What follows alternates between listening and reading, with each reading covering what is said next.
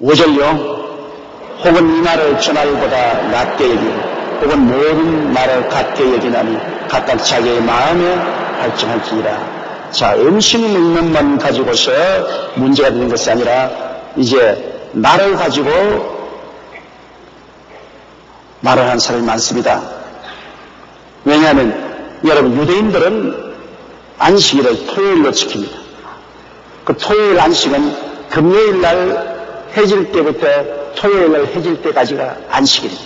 금요일 날 해질 때 땡 할 때부터 안식일이 시작하는 거죠. 그래서 토요일 날 해질 때까지 땡, 저녁에서 저녁까지 안식일인 거죠.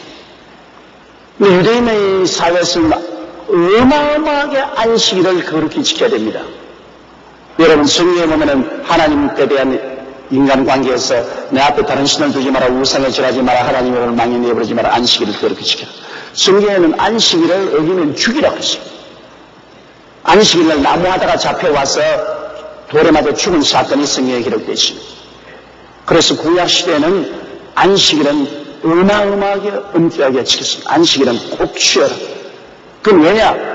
여러분, 하나님이 사람 만들었을 때 6일 동안 일하고 이랬지 쉬도록 그렇게 리듬을 만들어 놓았습니다. 사람의 영적인, 우리 심리적인, 정신적인, 육체적인 리듬이 6일만 일하고 일요일은 쉬어야 정상적인 심신을 가지고 육체의 건강을 가지고 살게 되어 있어요.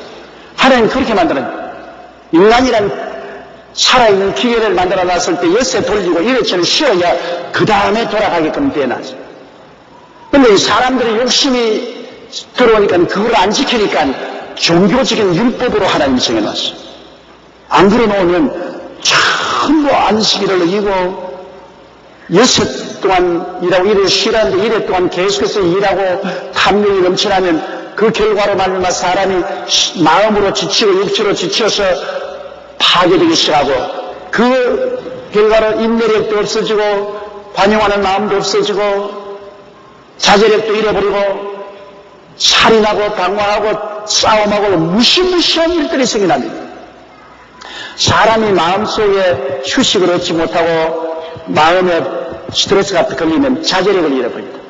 자제력을 잃어버리면 쉽게 그냥 남을 찔러 죽이기도 하고 전쟁도 일으키고 이혼도 하고 파탄이 일어납니다. 그 사람의 모든 사고가 마음속에 자제력을 잃어버릴 징인데요. 그 마음에 스트레스에 걸리면 마음도 병들고 육체도 병들고 그 결과로 가정도 사회도 국가도 세계가 파괴됩니다. 그래서 하나님께서 6일 동안 일하고 일요일째 쉬어야 스트레스를 다 해소하고 마음이 평안하고 자제력을 가지고 관용심을 가지고 살 수 있고 육체도 스트레스에서 벗어나서 병 없이 건강하고 장수하게 됩니다. 오늘 만일 모든 세계 사람들이 6일 동안 일하고 일에 하루만 쉬었으면 여러분 세상에 대한 이런 큰 전쟁이 일어나지 않았습니다. 1차 대전, 2차 대전 그렇지 않으면 이 세계에서 일어난 부족만의 전쟁 같은 건 무시무시한 일이 일어나지 않을 것은 마음의 휴식이 되어서 자제력이 생기라는 것입니다. 관용이 생기나요. 마음에 눌려서 스트레스가 걸려가 막 서로 미워하고 불안하고 초조하고 공포에 떨고 이러므로 마음의 휴식이란 얼마나 필요한지 모릅니다. 그리고 오늘 육체가 병들므로 국가적인 손실이 얼마나 많은데 육체가 병들어서 일 못하고 잃어버린 시간 그리고 의료 사업을 통해서 건강을 회복하기 위해서 들어가는 돈들이 엄청난 천문학적인 숫자입니다. 그만 6일 동안 일하고 일에 쉬었으면 그만한 천문학적인 돈을 들여서 병을 고치고 육체의 건강을 회복시키려고 할 필요가 없을 것입니다. 원래 하나님이 그렇게 인간을 만들어 놓았어요. 6일 동안 일하고 일에 쉬어라. 그래서 유대인들은 토요일 날을 안식일로 지켰습니다. 그럼 우리 예수 믿는 사람들은 어떻게 하느냐? 여러분 성경에 하나님께서는 그리스도를 보내셔서 우리에게 구원을 선포하고 난 다음에 모든 10계명은 다 성경에 지키라고 했지만 오직 한 가지만 지켰습니다. 예수님 가르친 곳에 안식일을 지키라는 말은 없습니다. 예수님이 나는 안식의 주인이라고 말했습니다.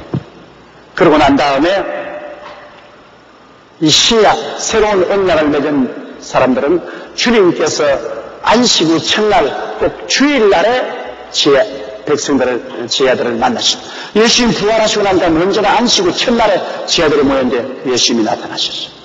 안식일 나타나지 않습니다. 안식 후 첫날에 예수님이 부활하셨고, 부활하신 날이 예수님은 안식 후 첫날입니다.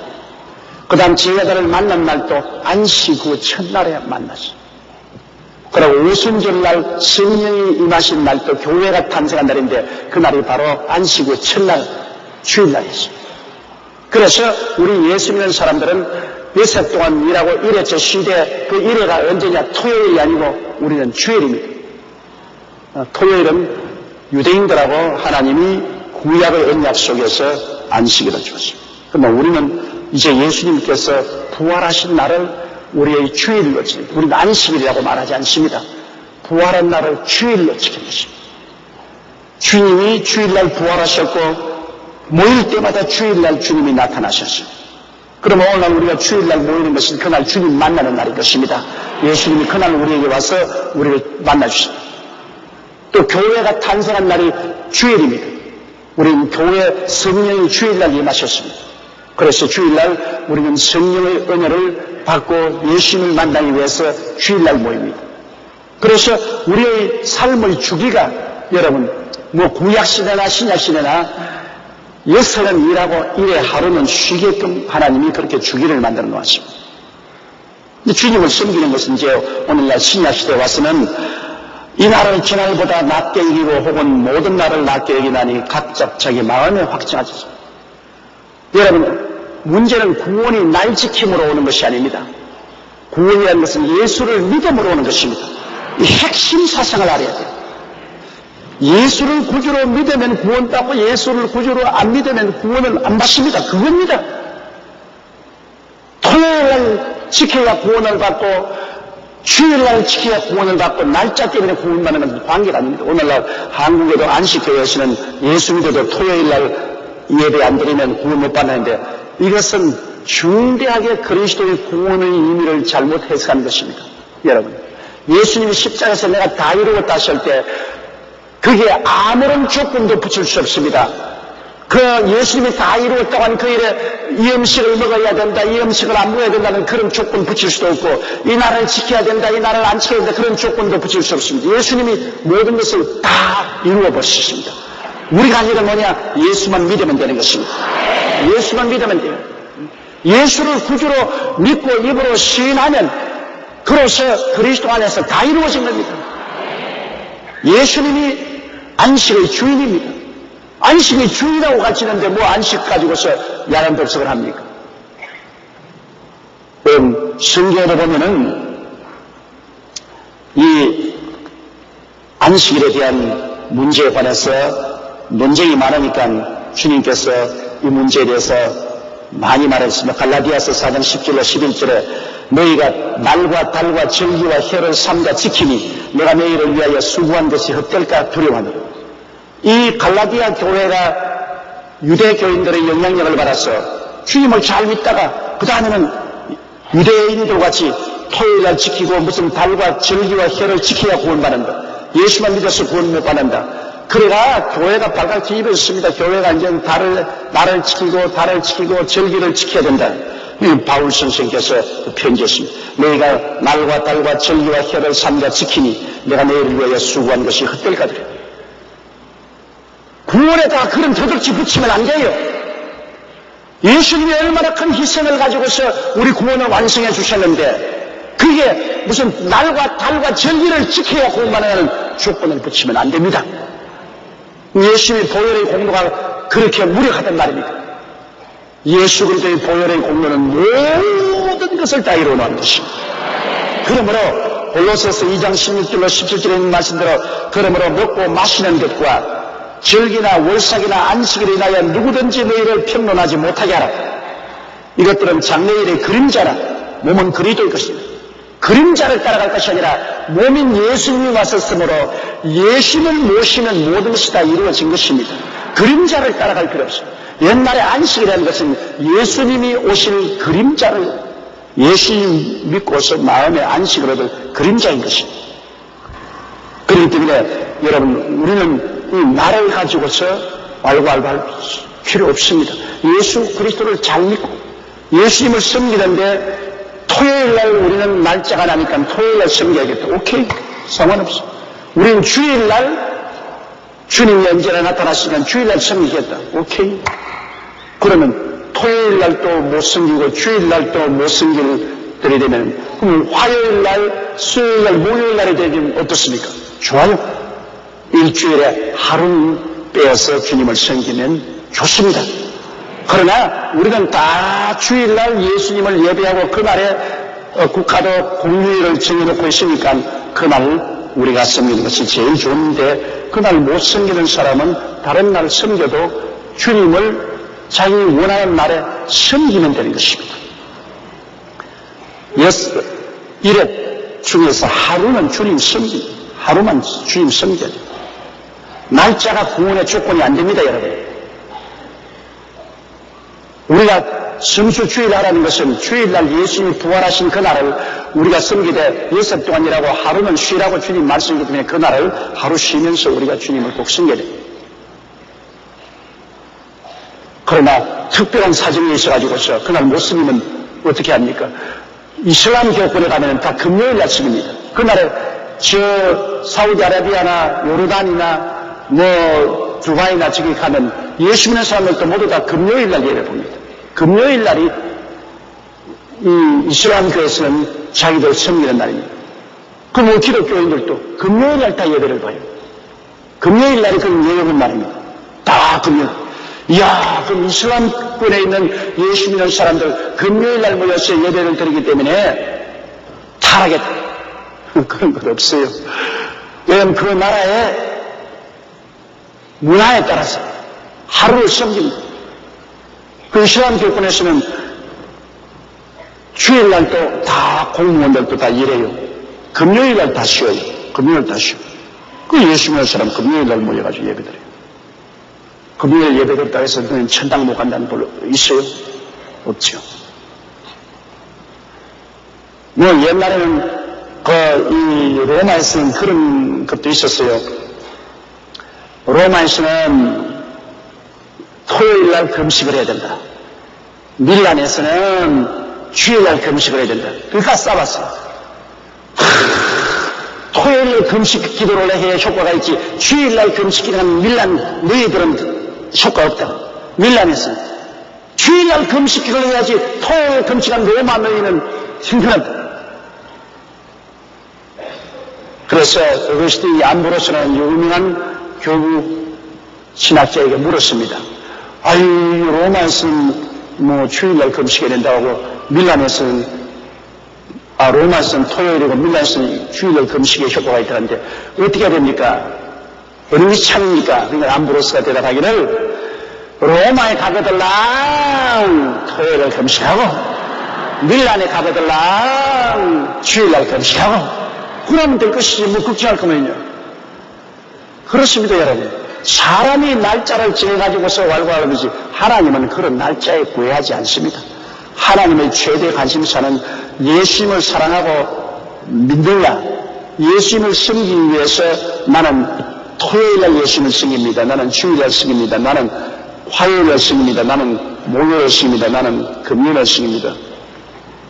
그건 그 형편과 사정에 따라서 그러나 일주일에 하루는 꼭 주님을 섬기면 되는 것입니다. 그러므로 혹 이 날을 저날보다 낮게 여기고 혹 모든 날을 같게 여기나니 각각 자기 마음에 확증할지라고 말했습니다. 우리는 마음에 뭘 확증했습니까? 우리는 주일날 예수님을 섬기기로 확증한 것입니다. 우리 프로테스탄트 교회는 주일날 그리스도의 부활의 날 주일날 예배를 드리고 확정을 짓고서 우리 주일날 하루를 주님 섬깁니다. 우리는 그 날을 확증했어요. 그렇다고 해서 우리 예수 믿는 사람, 이슬람 교권에서 간 중동에 있는 사람들 금요일날 예배 본다고 해서 너희들 금요일날 예배 보니 틀려 먹었어. 너희는 구원 없어. 그런 말 할 수 없습니다. 그 나라에서는 다 금요일날 쉬고서 종교 행사를 하기 때문에 금요일날 또 주를 섬기면 할렐루야 얼마나 감사합니까? 그날 하루 내어서 주님을 잘 섬기니까 감사한 일이죠. 6절요. 나를 주기 여기는 자도 주를 위하여 주기 여기고 먹는 자도 주를 위하여 먹으니 이는 하나님께 감사하며 먹지 않는 자도 주를 위하여 먹지 아니하니 하나님께 감사하니라.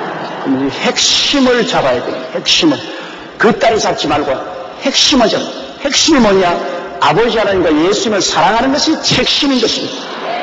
아버지 하나님과 예수님을 사랑하기 위해서 나는 음식을 다 먹는다. 오케이. 나는 음식 다 먹고 나는 하나님께 축복받는 것을 감사한다. 오케이. 나는 하나님과 예수님을 사랑하기 위해서 어떤 음식은 안 먹고 채소만 먹는다. 오케이. 그것도 좋습니다. 나는 하나님을 사랑하기 위해서 우리는 주일, 성수주일한다. 오케이. 우리는 형편에 따라서 금요일날 하루를 주님께 예배드린다. 그것도 오케이. 문제는 뭐냐? 핵심이 하나님 아버지와 예수님을 마음을 다하고 뜻을 다하고 정성을 다하고 목숨을 다하여 사랑하는 것입니다. 예수를 믿는 것이 가장 중심이지 거기에다 도둑질을 붙여서 예수를 믿되 이 음식을 먹어야 구원을 받고 예수를 믿되 이 나라를 지켜야 구원을 받고 이 나라를 지키지 않으면 구원 못 받는다. 이런 소리를 하지 말은 것입니다. 예수님이 다 이루었다고 하실 때는 모든 것을 다 이루신 것입니다. 다 이룬 거예요. 그게 다른 거 필요 없어요. 내가 텔레비에 보니까 40이 기독교 채널에서 어떤 사람이 와서 자기가 여의도 순복음교회에 와서 설교를 내 흉을 봐요. 조 목사는 경상도 사람이기 때문에 무엇이지 슉슉슉 한다고. 조 목사가 S 발음을 강하게 내가 기도할 때도 슉슉 뭐 설교도 그렇습니다. 그렇게 한다고 흉을 보더라고요. 그러면서 한 말이 조 목사가 그렇게 하니까 기도하는 장로들도 다 따라가지고서 경상도 사람이 아니면서도 슉슉 그렇습니다. 그렇게 하더라고. 그러면 그 다음에는 이제 또 박조진 목사님 흉내를 내었지. 박조진 목사님 희한해. 모든 사람들이 좀 특이한 발음 하지 않습니까? 박조진 목사님. 모든 사람들이 또 그 이야기를 해요. 그래서 내가 듣고서 나는 웃고 말았습니다. 왜? 내가 슈크든지 모든 사람이라 그든지 예수만 전도하면 되는 것입니다. 예수만. 그 경상도 발음으로 전도를 하던 박조준 목사님 식으로 희한하게 힘도 못 낼 그런 아름다운 율동으로 음정으로 설교를 하던 그게 중요한 것이 아니라 그 안에 들어있는 예수님의 메시지가 중요한 것입니다. 당신은 그 경상도 발음으로 S자가 강하게 하기 때문에 그 구분이 없어. 그 박조진 목사님 모든 사람이 그러면서 그 악성으로 지금 그 구분이 없어. 이건 말도 안 되는 소리 아닙니까? 그거는. 그런 것은 다 여러분 이복에 불과하고 몸이 중요하지 이복이 중요한 거 아닌 것입니다. 어떤 옷을 입었으니까 그 사람이 더 훌륭하고 거룩하다고 그건 말도 안 되는 소리죠. 그 사람 자체 문제이지 옷은 문제가 아닙니다. 옷은 이런 옷도 입을 수 있고 저런 옷도 입을 수가 있어요. 우리가 언제나 예수 믿는 사람이 핵심적으로 잡아야 할 것은 예수를 믿고 사랑하느냐 안 하느냐 그걸 중심으로 잡아야지 그 이외에 여러 가지 의식과 형식을 가지고 물고 짚고 싸우는 것은 넌센스입니다. 너는 장로교회에서 하고 너는 순복음교회에서 하고 너는 침례교다 너는 감리교다 성결교다 그러기 때문에 우리 교파 안속에서 우리는 싸운다. 넌센스입니다. 장로교든 감리교든 성령교든 하나님 성교든 침례교든 우리 여의도 순복음교회든 이것은 다 여러분 예수님을 섬기는 하나의 편의를 위해서 만들어낸 교단인 것입니다. 예수님을 섬기는 것이 근본 목적이지. 그걸 왜 교단이 많으냐? 강조점이 좀 다르기 때문에 음식점하고 가집니다. 평양냉면 좋아하는 사람이 있고 함흥냉면 좋아하는 사람이 있고 서울냉면 좋아하는 사람이 있고 냉면은 다 냉면인데 거기에다 양념이 조금씩 다르니까 냉면 먹으러 가는데 많을수록 좋지 않아요. 선택의 자유가 많지 않아요. 왜 교단이 이렇게 많냐? 교단이 많은 것은 여러 성도들이 예수를 믿되 강조점이 다 다르니까 그 강조점이 좋아하는 대로 따라갈 수 있는 선택의 자유가 많지 않습니까? 우리 여의도 순복음교회는 여기 와서 우리가 성령 받고 분로하고 통성기도 하고 성령의 은혜와 은사를 강조해. 또 그런 걸 좋아하는 성도들이 이런 교회가 있어야 오잖아요, 여러분. 이런 교회를 좋아하는 게 바로 여러분 아닙니까? 여러분은 조용하게 가서가지고 고요하게 앉아있다가 아멘 하고는 그것도 그리스도를 섬기는 겁니다. 그러나 그거는 여러분이 기분에 안 맞으니까 여러분 거기는 안 가잖아요. 또 그러나 거기에 맞는 사람들 많아요. 그런 예배를 보고 싶어하는 사람 많아요. 그런 사람들은 우리 교회에 죽어도 안 와요. 그 교회에 가요. 그러면 우리가 요란스럽게 예배 본다고 예수님 제자가 아니고 조용하게 예배 본다고 예수님 제자가 아닌 건 아니죠. 다 예수님의 제자들 취미대로 예배 보는 방식이 따르니까 그걸 가지고 우리가 서로 물고 찢고 싸우고 비평해서는 안 돼요. 그리스도 안에서 하나 돼요. 그리스도 안에 하나. 가장 중요한 것이 예수님이 십자가에 못 박여 나의 죄를 위해서 몸을 찢고 피를 위해 죽으심으로 모든 것을 다 이루었다. 죄사함과 의식과 형식과 모든 것 다 이루었다.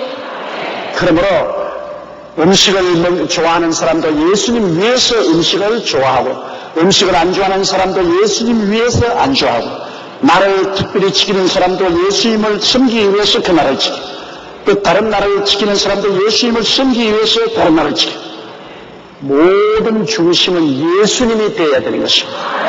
살아도 예수님, 죽어도 예수님, 일어서도 예수님, 앉아도 예수님, 먹어도 예수님, 못 먹어도 예수님, 나를 지키도 예수님, 나를 못 지키도 예수님. 오직 예수님 중심으로 살아야 되는 것입니다. 그게 우리 신앙의 핵심인 것입니다. 그것만 다 잘하면 다른 것은 다 넓은 마음을 가지고 용납할 수가 있는 것입니다. 여러분 날짜 문제가 나와가지고 그걸 공문에 붙이면 우송이 내가 해외여행을 많이 하기 때문에 여기서 제가 주일날 예배를 드리고 여기서 제가 주일날 예배 설교 다 하고 난 다음에 인천국제공항에 가서 비행기 타고 미국 가는데 미국에 비행장에 도착하면 주일 아침입니다. 한참 기가 막힌 일이냐. 내가 여기서 예배 다 드렸는데 내일은 월요일 날인데 미국에 도착하면 주일날이에요. 그리고 또 예배 봐야 돼. 그럼 주일날이 두 번 있어. 그런데 놀랍게도 미국에서 토요일날 저녁에 출발하면 여기 월요일 아침에 도착하기 때문에 주일이 날아가 버리고 없어요. 분명히 토요일에 출발했는데 공중에서 주일이 날아가 버렸어. 주일이 없어요. 그럼 주일날 안 지키면 지옥 간다. 어휴, 뭐 미국에서 토요일날 이렇게 비행기 타고 오니까 주일날이 없어져 버린 건데 한국 가서 예배 봐야지. 한국에 오니까 월요일날이에요. 주일 없어요. 어떻게 합니까? 그러니까 요사이 여러분 이 항공여행이 발달돼 가지고서 그냥 지구의 회전을 가로질러서 나르는 이 시대에 날짜라는 것 때문에 구원이 있다 없다 그런 것을 결정할 도리가 없어요. 이러기 때문에 문제는 그 음식이나 날짜를 입고 있는 것은 예수님이신 것입니다. 예수님을 잘 믿어야 돼요. 예수님보다 더 귀한 것이 없습니다. 할렐루야. 자, 7절요. 우리 중에 누구든지 자기를 위하여 사는 자가 없고 자기를 위하여 죽는 자도 없더라. 그렇잖아요. 예수 믿는 사람은 자기는 이미 그리스도와 함께 십자가에 죽고 장사년 받고 그리스도와 함께 부활하셨습니다. 바울이 말하기를 이제 내가 산 것은 내가 아니요 내 안에 그리스도가 사신 것이라. 예수님께서 그 말에 내가 아버지 안에 너희가 내 안에 내가 너희 안에 있는 것을 너희가 알리라고 했는데 우리는 이제 예수 사람들로서 우리를 위해서 살지 않습니다. 우리 예수 그리스도를 위해서 살아요. 믿음이 약한 사람은 예수님을 위해서 살지만은 아직 자기 욕심이 같이 붙어서 조금 갈짓자 걸음을 걸어도 믿는 사람들은 다 주님을 위해서 살아요. 자기를 위해서 살지 않습니다. 주님을 위해서 살고, 자기를 위해서 죽지 않습니다. 주님을 위해서 죽어요. 사나 죽으나 죽을 것입니다. 우리 중에 누구든지 자기를 위하여 사는 자가 없고 자기를 위하여 죽는 자도 없도다. 8절이요. 우리가 살아도 주를 위하여 살고 죽어도 주를 위하여 죽나니 그러므로 사나 죽으나 우리가 죽을 것이로다. 이야, 이거 정말 멋있는 말 아닙니까? 이럴 정도로 우리의 삶이 확실하게 정해진 것입니다. 살아도 주를 위해서 살고 죽어도 주를 위해서 죽으니 사나 죽으나 죽을 것이로다. 그러므로 내 온 천지를 바라봐도 예수님밖에 보이지 않아. 예수로 옷 입고 있으니 그리스도로 말미암아 우리는 살다, 그리스도로 말미암아 죽는다. 예수 하나다. 그게 중요하죠. 그게 중요하죠. 음식을 먹느냐 안 먹느냐 그게 중요하지 않아요. 어느 날짜를 지키느냐 안 지키느냐 그게 중요하죠. 온통 예수님과 같이 함께 사는 것이 중요한 것입니다. 9절요. 이를 위하여 그리스도께서 죽었다가 다시 살아셨나니 곧 죽은 자와 산 자의 주마들이 하시니 예수님이 우리 위해서 죽었다가 우리 위해서 부활하시기 때문에 그 보혈로 우리를 값주고 사셨으므로 산 자도 죽을 것이요 죽은 자도 죽을 것입니다. 우리는 예수님의 종이요 시종이요 무성이요 일꾼입니다. 우리의 주인은 예수님이고 우리는 예수님의 소유물입니다. 그러므로 우리는 살아도 주님의 것이고 죽어도 주님의 것입니다. 주님과 함께 살아요. 이렇게 되니까 여러분이 나중에 기도할 때 주여 나는 주의 것입니다. 주님이 주의 것인 나를 돌보아 주시옵소서. 담대히 기도할 지 않아요. 미국의 어느 흑인 교회는 기도할 때마다 응답을 받는다 그래요. 왜 그러냐 그러니까 사람 병들 때마다 기도하기를 주여 당신의 재산에 병이 들었습니다. 당신의 재산에 손해가 갑니다. 빨리빨리 복구하여 주시옵소서. 그 사람이 기도만 하면 병이 나는다 그래요. 그렇잖아요. 자기 게 아니고 주님 거 아닙니까? 하나님의 재산입니다. 여러분은 God's property. 하나님의 재산에 마귀가 들어와서 강제로 점령을 하면 여러분 그거 내버려 둘 수 있습니까? 우리 몸은 그리스도가 보혈로 산 하나님의 재산인데 이게 병이 와서 강제로 나무 재산을 점령하는 것은 허락할 수 없죠. 예수 이름을 물리쳐야지. 그렇잖아요. 내 땅에 다른 사람이 집 짓는 거 허락해요? 여러분 땅에 다른 사람 와서 집 짓는 거 허락해요? 안 하죠. 하나님의 땅인데 내 몸이 하나님의 땅에 와서 왜 마귀가 집을 지어요? 병은 마귀 집인데 하나님의 땅에 와서 마귀가 집 짓는 거 보고도 아이고 손바닥 쥐고 마귀가 집 짓는다고 했으면 이게 미친 사람 아닙니까? 물리쳐야죠. 예수로 미안하니 물려갈지어다. 감히 어디라고 나는 살아도 죽을 것이요 죽어도 죽을 것이요 살아 죽으나 죽을 것인데 주님의 소유물인 주님의 거룩한 나라에 나에게 와서 네가 어떻게 집을 지느냐? 마귀가 와서 어떻게 집을 짓냐? 샤타나 물러가라. 자기의 신분을 확실히 알고 나면은 그 신분을 짓밟으려고 하는 마귀에 대해서 우리가 단호하게 대적을 할 수가 있는 것입니다. 우리는 주의 것입니다.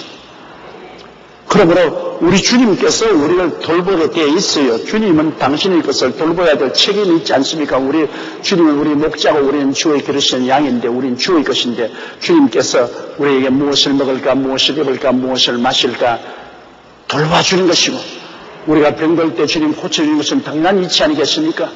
그 당연한 것을 왜 그렇게 복잡하게 생각합니까? 간단하게 생각해야지. 간단하게 생각해야 주여 당신의 양이 굶주립니다. 어떻게 할까요?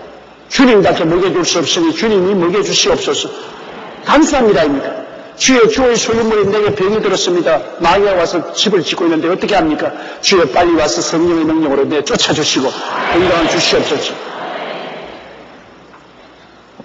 내가 죽을 때는 주여 주의 소유물인 내가 이제 육체를 떠나게 되었으니 주여 빨리 와서 날 거두어 주시옵소서. 주님이 와서 천당 데려갈 거 아닙니까? 그렇게 복잡하게 생각하지 마시고 단순하게 생각하십시오.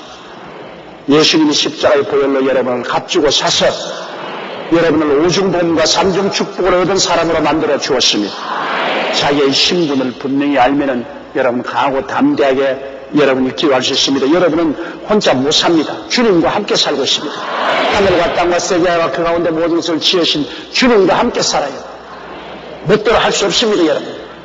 주님과 함께 삶으로 주님 앞에서 여러분 주님이 시키는 일도 우리가 해야 되겠지만은 도움도 주님이 우리에게 베풀어주는 것이지 다른 사람이 도와줄 수 없습니다. 그러므로 우리가 주님의 도움을 받기 위해서 기도하고 주님이 시키시는 일을 하고 회개를 해도 주님 앞에 하고 칭찬을 받아도 주님께 칭찬받고 우리는 사나 죽으나 죽을 것입니다. 자나 깨나 죽을 것입니다. 예수님을 떠나서 살 수 없다는 것을 알아야 되는 것입니다. 우리의 삶의 근원은 예수께 있습니다. 예수님께로부터 신령한 모든 축복도 오고 모든 물질적인 축복도 예수님께로부터 오는 것입니다. 우리는 그리스도를 믿고 순종하고 살아요. 우리는 예수님을 승승수 주일하여 주일날 주님 섬기고 주님께 11조 드리고 그러고 나면 그 다음 주님께서 그것을 가지고서 우리에게 반드시 축복해 줄 것을 믿어야 돼요. 단순하게 복잡하게 생각하지 마시고 그렇게 해주게 돼 있어요. 주님이 우리 주님이신데 왜 안 해주겠어요? 병들면 회개하고 부르짖어 기도하면 고치게 되어 있어요. 왜 안 고쳐주겠어요? 주님이 것인데. 우리 인간들도 내 소유는 특별히 돌보는데 주님이 적어도 당신이 몸을 찢고 피를 흘려가지고서 값주고 산 소유물인데 얼마나 귀하겠습니까? 대가를 그렇게 큰 희생으로 지불했는데 여러분 호락호락 주님이 내 던져버릴 것 같아요. 값을 그렇게 비싸게 주고 값주고 샀는데 여러분 그렇게 값없이 행동해서는 안 됩니다. 주님께 온전히 의지하고 온전히 믿고 나가는 여러분 되시길 주 이름으로 축원합니다. 그 다음요 10절 내가 어찌하여 내 형제를 판단하느뇨 어찌하여 내 형제를 업신여기느뇨 우리가 다 하나님의 심판대 앞에 서리라.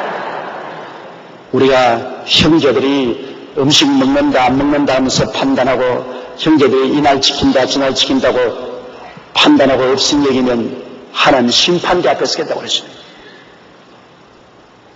왜냐하면 그건 하나님의 소유물이니 하나님이 알아서 하실 것인데 우리가 핵심을 찔러서 말하지 아니하고 끝까지를 자꾸 치면 하나님께서 심판받는 너는 이 음식 먹고 너는 안 먹으니까 서로 비난한다. 너는 이날 지키고 너는 저날 지키니 비난한다.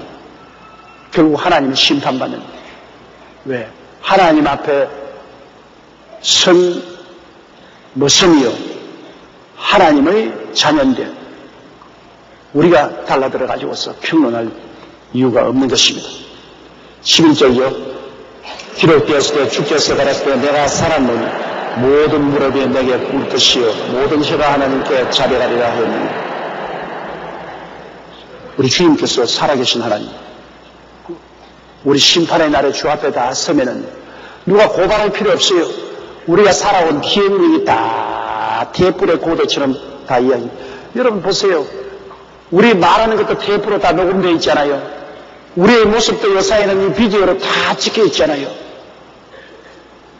우리의 과거에 살아있는 것이 인간의 기술로도 녹음으로나 비디오로 다 찍어 놓을 수 있는데 우리의 기억력 자체가 우리 영혼 자체 속에 일생에 살아온 것이 다 녹음되어 있고 다 녹화되어 있어요. 하나님 앞에 가서 여러분 변명할 수 없어요. 우리가 쓰면 하나님께서 스위치만 딱 누르면 우리 스스로가 다 이야기해요. 내가 이렇게 살았습니다. 저렇게 살았습니다. 다 하나도 감추임 없이 다 나와요. 하나님 앞에 나와서 숨길 것이라고 생각하지 마십시오. 오늘 신문 보니까 회사에 취직하러 갈 때 면담할 때 입에다 코 만지지 마라 그래요. 그거 그러니까 거짓말할 때 누가 입 맞추고 코 만진답니다. 자기 마음에 있는 말을 하지 않을 때는 면담하다가 입을 만지고 또 코를 이렇게 만진대요. 그렇게 만지면 상담하는 사람이 이놈 거짓말 하는구나.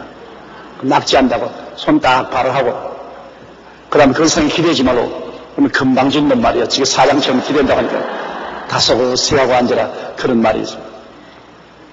하늘나라에 갔으면 그런 거 필요 없어요. 하나님이 불같은 눈으로 속을 꿰뚫어 보시면 일생을 살아는 것이 그 영혼 속에 다 녹음되고 녹화되어 있어서 하나도 감출 것이 없습니다.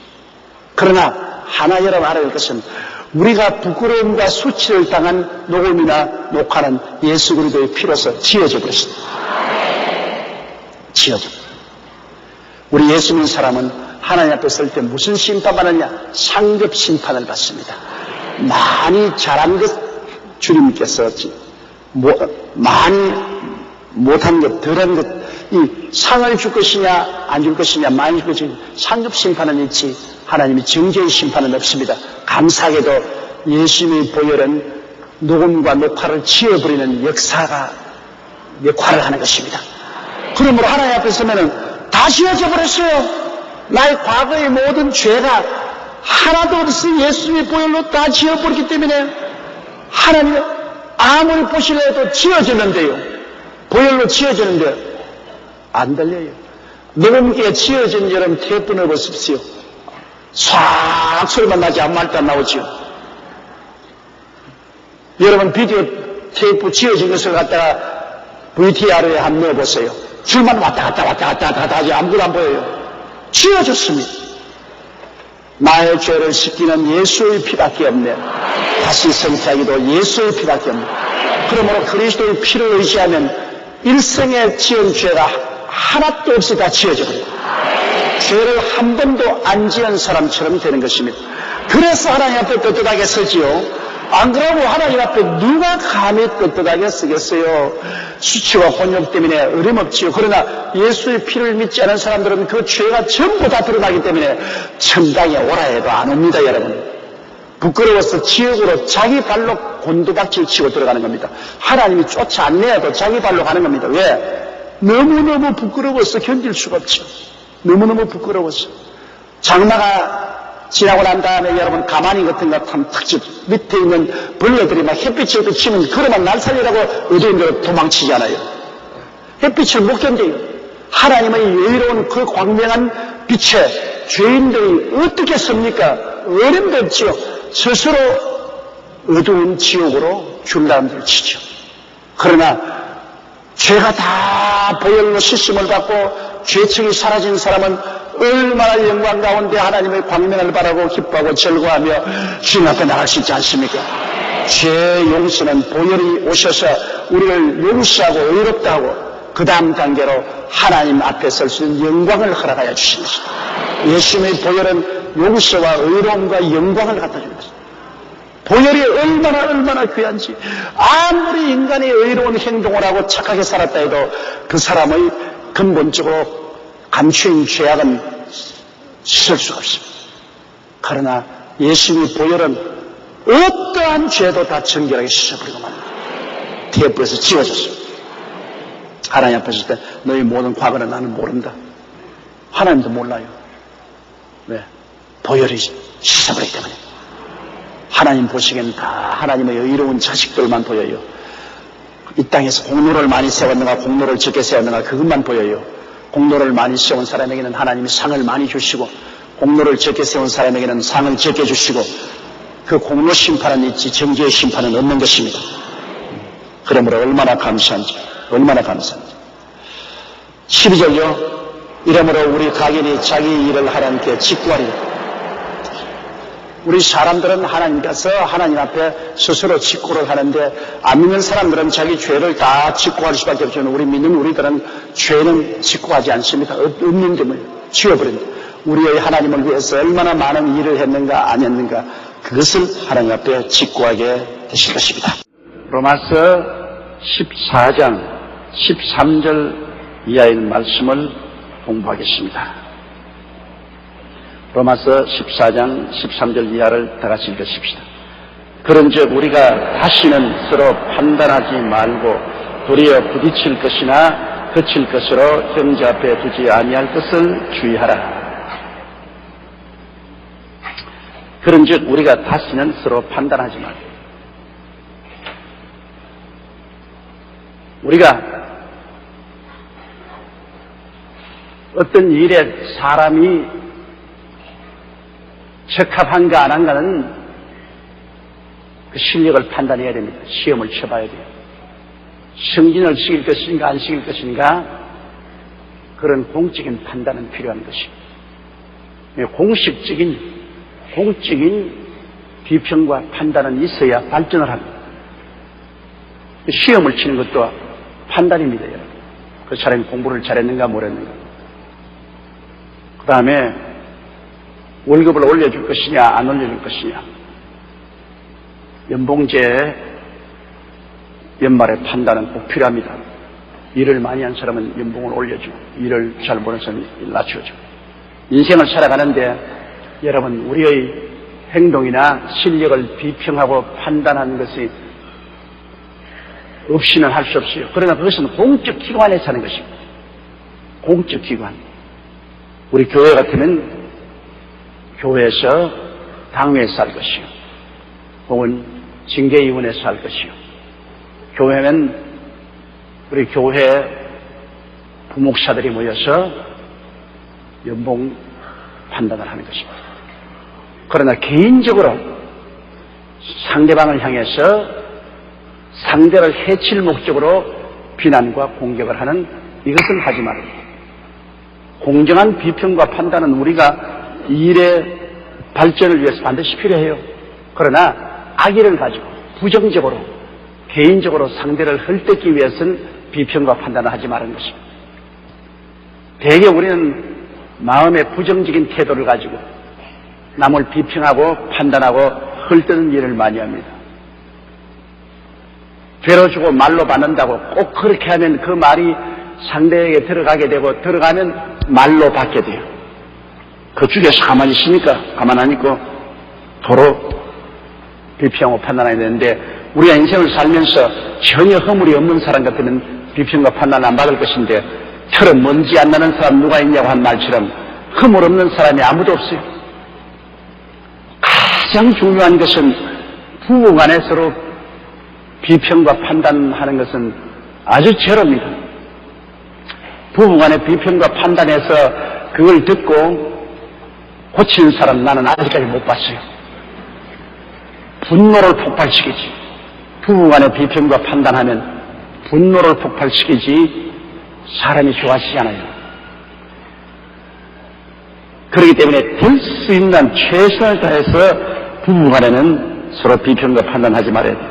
여러분, 미국에서 최근에 베스트셀러가 된 화제의 책이 있는데 로라 도일이라는 미국 여자가 남편에게 항복하라는 그런 책을 냈어요. 굉장히 비평도 많이 받았지만 베스트셀러가 됐어요. 그런데 이 로라 도일은 한때 열렬한 페미니스트로서 여자 편에 서서 여군을 주장하고 남자들을 비평하고 평론한 사람이었습니다. 그러나 그 자신의 가정이 파탄에 이르렀습니다. 왜냐하면 남편을 자꾸 비평하고 평론하니까 남편이 점점 악하게 돼요. 그리고 가정이 파탄했어요. 저희는 결혼할 때 남편이 자기를 사랑해주고 사랑받고 이상적인 아름답고 행복한 가정을 이룰 꿈을 꾸었는데 결혼하고 남자는 페미니스트가 되어 여권을 주장하고 남편을 지배하려고 하십니다. 어찌 남편을 지배해가지고 내가 원하는 바 상냥스럽고 다정한 남편으로 만들어야 되겠다. 유능한 남편을 만들었다. 그래서 남편을 지배하려고 달라니까 자꾸 남편의 모든 생활에 비평하고 판단하고 가시돋친 말을 합니다. 가시에 찔린 남편이 가만히 있습니까? 점점 자기 생각과는 정반대로 남편은 흉폭해지고 반항하고 가정은 처참하게 되어서 나중에 불행의 극치에 도달해서 가정이 깨뜨려질 위기까지 돌아왔습니다. 그러자 그는 거기에서 깊이 생각하고 깨달았습니다. 결국엔 남편을 지배해서 비평과 판단함으로 결코 변화되지 않는 것을 알고 180도로 태도를 바꿨습니다. 남편에게 항복해버리자 까짓까지. 그러나 남편에 대해서 완전히 항복해버렸습니다. 그는 남편을 있는 그대로 수용하는 거예요. 남편의 선택을 매번 무시하는 것은 작은 침으로 남편을 계속 찌르는 것입니다. 남편이 뭘 하겠자면 안 돼. 저거 하기대로 안 돼. 이것도 못했어. 저것도 못했어 하는 것은 실제로 침을 가지고 남편을 자꾸 찌르는 것이 된다는 것을 그가 발견했습니다. 그래서 그러지 말고 남편이 못생기면 못생긴 그대로, 잘났으면 잘난 그대로, 실력이 있으면 있는 그대로, 실력이 없으면 있는 그대로 수용하죠. 그대로 받아들이죠. 남편을 뜯어 고치려고 하지 말죠. 뜯어 고쳐지나요? 안 고치시는데. 여러분도 남편 뜯어 고치려고 하지 마세요. 안 고쳐져요. 뜯어 고치려고 하면은 수술을 해야 되는데 칼을 대서 안 아프다는 사람 누가 있어요?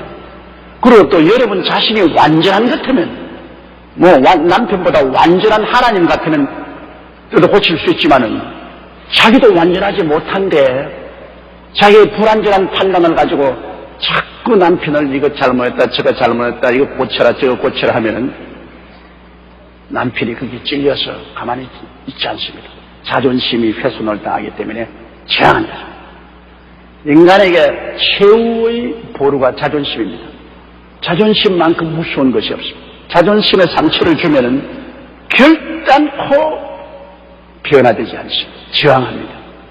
예수님조차도 자존심에 상처를 입히지 않으려고 무척 애를 썼습니다. 주님이 가늠하다가 현장에 잡힌 여자도 이 가늠한 여자여, 나쁜 여자여, 그 말 안 했어요. 나도 너를 정지하지 않으니 가서 다시 죄를 짓지 말라. 수가성 물가에 남편을 5씩 갈아 지키고 6번째 남자하고 사는 아주 능력 있는 여자가 한 사람이 있었습니다. 그건 난 능력이 있다고 생각해요. 남자가 여자를 5씩 갈았다는 말을 들었지, 여자가 남편 5을 갈아치겠다는 것은 굉장히 능력 있는 죄. 그러나 그 여자를 보고도 주님께서 너 음탕한 여자여, 그렇게 말 안 했습니다. 가서 내 남편을 불러오라. 내 남편이 없나이다. 맞았어. 당신은 지금까지 남편 5이 있었으나 이제는 다 이혼하고 6번째 남자하고 살고 있다. 여자가 감탄을 했습니다. 당신 내 생애를 당하는 겁니까? 선지자군요. 주님이 절대로 그 자존심에 손을 안 대고 스스로 자복하게 만들었습니다. 자존심이라는 것은 인간이 지키는 최후의 방패입니다. 그렇기 때문에 결코 여러분 가정생활에서 가까울수록 남편은 아내의 자존심에 손대지 말아야 되고 아내는 남편의 자존심에 손대지 말아야 돼요. 못난 대로 자존심은 있다고요. 그러므로 그 자존심을 지켜주기 위해서는 그대로 받아들입니다. 남편이 있는 그대로, 아내 있는 그대로 받아들여서 내 의견이 일치하지 않더라도 아내는 남편에게 항복해버리는 게 좋습니다. 그리고 남편과 가까워지려면 아내에게 있는 가시부터 고슴도치하고 여러분 끌어안을 수 있어요? 고슴도치를 끌어안았다가는 온 전신에 가시 자국이 나고 말지 않아요. 자꾸 가시가 돋친 아내를 남편이 좋다고 끌어안을 택이 없어요. 미친놈이 아닌 이상은. 아내가 그 다정하고 사랑스럽고 귀엽고 그래야 끌어안지, 가시가 돋쳐가지고서 앉아나서나 찌르는데 그 아내를 피할 수밖에 없죠. 그리고 남편의 문제점은 아내가 마음대로 고칠 수 있는 것이 아니라는 것을 알아야 돼요. 아내 자기 마음대로 할 수 있는 것 하나 있어요. 자기밖에 없어요. 자기밖에는 남편도 마음대로 할 수 없고 자식도 마음대로 하지 못해요. 그런데 아내가 남편의 문제점을 마음대로 뜯어 고치게도 달라니 안 되죠. 그래서 집의 욕구를 자제하고 이 로라 도일은 자기 자신을 살펴보고 자기 자신을 잘 절제한 결과로 그 다음은 아주 햇볕 같은 행복한 가정을 만들었다고 그 책에 기록했어요. 내가 지금 말한 것은 내 말이 아니고 도라 로일의 말입니다. 햇볕 같은 가정을 만들었다. 남편을 있는 그대로 수용하고 남편은 가시가 되어서 찌르지 아니하고 남편 문제점 마음대로 고치려고 간섭하지 아니하고, 그러니까 남편이 그때부터 부드러워지고 착해지고 사랑스러워지고 오히려 남편 편에서 아내보고 이건 좀 어떻게 하면 좋겠어, 이견 좀 가르쳐 주세요. 스스로 아내의 의견을 묻고 아내의 도움을 청하는, 그래서 아주 꿈같은 행복한 가정이 되었다는 것을 책으로 피웠습니다. 그래서 그 베스트셀러가 되었죠. 그러니까 페미니스트들, 이권 주장하는 사람들의 욕을 직사도로 얻어먹었습니다. 어쩌다가 남편에게 항복해가지고서 그 꼬라지가 되었냐. 또 그러나 또 많은 파괴될 가정이 이분의 어드바이스를 듣고 생활 태도를 고쳐서 이혼 직전인 가정들이 화해하고 좋은 가정이 되었다는 그런 보고도 많이 들어왔습니다. 그러므로 여러분, 가장 중요한 것은 서로 판단하지 말아요. 가까울수록 판단하지 말아요. 부부간에 판단하지 말고 형제간에 판단하지 말고. 판단하는 것은 여러분 자존심에다가 칼을 대는 것이기 때문에. 그리고 우리가 서로 단체 생활을 할 때는 어찌한지 결점은 덮어주고 장점은 바라보며 판단을 안 해야 단체 생활을 할 수 있죠. 단체 생활에 자꾸 판단하면은 무지무지한 분열이다. 지금 우리 한국 사회는 굉장히 어려운 경우에 서 있습니다. 정부와 매스컴 간에, 정부와 노동자들 간에, 노동자들과 사용자들 간에 여러 가지 서로 대결되는데 이것은 끊임없이 서로 판단하기 때문인 것입니다. 용서와 이해와 사랑은 서로 끌어안을 수 있지만은 판단하면 한대 때리면 다시 때려고 합니다. 용서와 이해와 사랑. 한번 따라 말씀해주세요. 용서와 이해와 사랑. 이 말이 쉬워 그렇지 이것이 얼마나 힘든지 모릅니다. 여러분, 주일날 제가 북한을 끌어안아서 용서와 이해와 사랑으로 햇빛 정책을 해야 된다고 설교하고 난 다음 날벼락을 맞았다. 막 비평하고 평론하고 김정은에게 얻어먹었느냐, 김대중 정권에 아부하느냐. 성경이 그렇게 말하고 하는데 성경 말씀을 전거는데도 날벼락을 맞으니 어떻게 합니까? 성경에 오른뺨을 치거든 왼뺨 돌려대며 오리를 속옷을 달라면 겉옷을 주고 오리를 가지면 심리를 가는 그런 양보하는 마음으로 화해를 하라고 말씀을 하셨습니다. 성경에 주님이 그렇게 말했으니까 성경대로 문제 해답을 제시했죠. 문제는 성경에 해답을 주고 있으니까 성경대로 해답했죠. 그렇게 하면은 대결에서 큰 전쟁이라는 상처를 입지 않고 지나갈 수 있다. 그리고 원수 갚는 것이 내게 있으니 내가 갚을 테니까 원수가 줄이거든 먹이고 목마르거든 마시오라 했어요. 성경대로 내가 지혜를, 국가는 원수라도 국민은 우리의 한 동포입니다. 그러므로 줄이면 먹이고 목마르거든 마시오라. 도와주라. 그 말 했다고 그냥 아유 몰매를 맞았는데 맞아도 좋아요. 나는 하나님 말씀을 한 것입니다.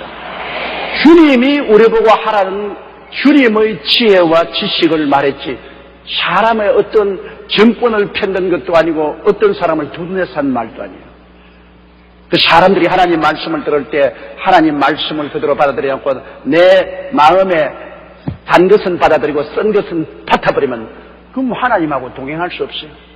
하나님 말씀하시면 내 마음에 싫더라도 하나님 말씀대로 따라가야 되고 내가 거역이 될지라도 하나님 말씀대로 따라가야 돼요.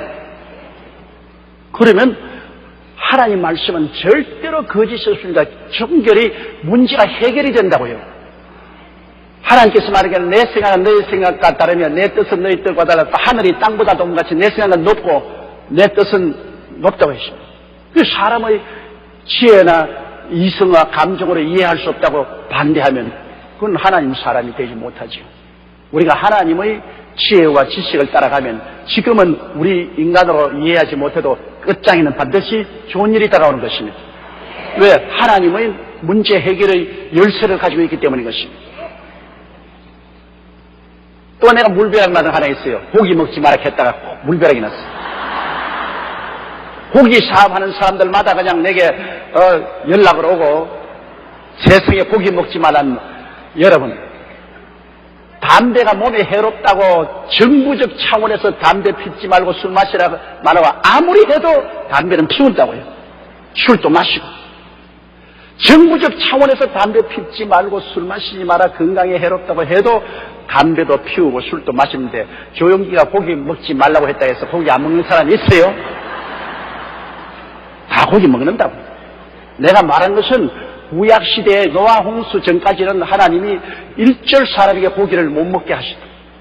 그래서 그들이 900살까지 장수했는데 노아 홍수 이후로는 하나님이 고기를 먹으라 그러나 피는 먹지 말고 고기는 먹으라 하고 난 다음 사람의 생명은 120살이 될 것이라 했으니 고기 먹고 난 다음부터 생명이 단축되었다. 그러므로 고기는 콜레스테롤이 많아 심혈관에 혹은 이 뇌혈관을 막히는 그런 여러 가지 부작용도 있고 피를 산성화해서 생명을 단축하는 일도 있으니까 내가 하는 말은 많이 먹지 말고 적당히 먹어라 그런 겁니다. 내가 좀 못 먹으라 합니까? 많이 먹지 말고 적당히 먹어라 그냥. 먹되 중화를 시킬 수 있도록 채소를 많이 잡수세요. 이제 또 채소 기르는 사람 날 보고 잘했다고 박수 칠 거야 이제. 고기를 잡술 때 채소를 많이 잡수어서 산성화되지 않도록 몸을 알칼리성이 될 수 있도록 그렇게 하면은 고기를 잡수어도 괜찮아요. 그러나 고기만 많이 먹으면 우리 한국에서도 발표했잖아요. 대장암이 획기적으로 높아진 이유는 사람들이 고기만 많이 먹었기 때문에 그것이 장에 머무르는 시간이 많아서 장에 많은 독을 뿜어내고 그 독이 결국 장을 흐르게 만들고 그 대장암이 우리 한국에 많아진 것은 서구 형식을 따라서 고기를 많이 먹기 때문에 그렇다. 과학적으로 증명된 사실입니다. 그래도 먹어요. 왜? 나도 어제 고기 먹었으니까. 나도 어제 고기 중에도 그걸 뭐라 그러노? 소창자 곱창을 먹었다고 내가 곱창을. 나 알아요. 고기 중에서 제일 나쁜 것이 곱창입니다. 콜레스테롤이 제일 많아요. 그래도 나도 고기 먹지 말라 놓고 나도 곱창 먹었다. 사람이라는 것은 여러분 알고 먹어야 돼요. 알고 먹으면 먹어도 채소를 듬뿍 먹고 나도 채소는 많이 먹었다. 모르고 가면 위험해도 알고 가면은 절제할 수가 있기 때문인 것입니다. 그러나 우리가 결정적으로 고기가 나이 먹은 사람에게는 심혈관 장애를 가지고 좋지 않다는 걸 알고 있어요. 알았으면 많이 먹지 말고 절제해서 먹고 고기를 잡술 때 채소를 많이 잡수어서 중화를 시켜서 몸이 온전히 산성화되지 않도록 하는 그러한 일을 하면 좋습니다. 그리고 뭐 빨리 돌아가시더라도 천당 가니까 손해날 것은 없죠. 우리 예수 믿는 사람은 살아도 좋고 죽어도 좋으니 사나 죽으나 죽을 것이로다. 그래서 간단해서 하나님 말씀 전하기가 얼마나 힘이 든지 말로 다 할 수 없어요. 자, 이 말하면 이 사람에게 부딪히고 저 말하면 저 사람에게 부딪혀서 꼭 집신장사 우선장사와 같아요. 비가 와야 된다고 하면 우산장사들이 막 항의하고 비가 안 와야 된다면 우산장사가 항의하고 비가 와야 된다면 집신장사가 항의를 하고 항상 그런 것이 이 목회생활인 것입니다. 목회생활이라는 것은 하나님 말씀대로 내가 증거하지만은 그러나 이해가 부딪힌 사람들은 반드시 항의를 하는 것입니다. 그리고 또 교회가 적으면은 그까지 목사님 그 말해도 무슨 소용이 있긴 하지만 우리 교회는 한 번 이 강당에서 설교하면 무려 인터넷을 통해서 100만 명이 그 설교를 보고 읽습니다. 그러니까 한 번 설교에 100여만 명이 그를 듣고 보고 읽기 때문에 그 영향력으로 말미암아 항의를 하는 것도 마땅합니다. 그러므로 내가 고기 장수를 해도 항의를 했을 거예요. 그러니까 고기 장수하시는 여러분들에게 죄송합니다. 용서해 주십시오. 그런즉 우리는 다시는 서로 판단하지 말고 도리어 부딪힐 것이나 그칠 것으로 형제 앞에 두지 아니할 것을 주의하라. 부딪힐 것은 장애물을 말합니다. 여러분 걸어가는데 부딪힐 것을 주면은 걸려서 넘어지지 않아요. 그러니까 형제들을 넘어뜨리게 하려고 장애물을 그 생애 앞에 두지 마. 그리고 그친다는 것은 함정을 말합니다. 함정을 파놓고 그곳에 빠지도록 하지 마라. 악의로 형제들을 넘어뜨리려고 부딪힐 것을 갖다 놓고 혹은 함정을 파서 거기에 빠지게 하지 마라. 우리 어릴 때는 시골에서 돛도 없고 총도 없었기 때문에 고기는 먹고 싶고, 그때는 일정 시대에 절대로 소를 못 잡게 했습니다. 그러므로 할 수 있으면 멧돼지를 잡아야겠는데 총도 없지요, 돛도 없지요, 아무것도 없으니까 고구마밭 곁에 멧돼지가 많이 오는 곳에 크게 함정을 파는, 함정을 크게 파놓고 거기에다가 푸른 소나무 가지로 그냥 얼기설기 다 덮어가지고서 함정 아닌 것처럼 만들어 거기에다가 고구마 줄기 같은 거 가져놓고, 그러면 이 멧돼지들이 밤에 나와가지고서 고구마 먹으러 왔다가 그게 함정인 줄 모르고 푸른 나무로 덮어놓았으니까 그게 고구마 던져놓고 하니까 그거 먹으려고 들어갔다가 그냥 푹 빠져버려. 그래 아침에 가면 멧돼지들이 그 함정에 가서 꽥꽥 하고 있어. 그럼 몽둥이 들고 가서 때려 잡아가지고서 온 동리가 회식을 하고 그러겠습니다. 함정이란 잡으려고 파는 것이지요. 그러므로 우리 형제들 앞에는 우리가 잡으려고 그런 모함이나 함정을 파지 마라. 그 치는 것이나 함정을 파지 마라고 말해 놓은 것입니다. 형제는 이해하고 동정하고 사랑으로 이렇게 안아야지 형제를 해치려고 하지 마라, 그 말인 것입니다.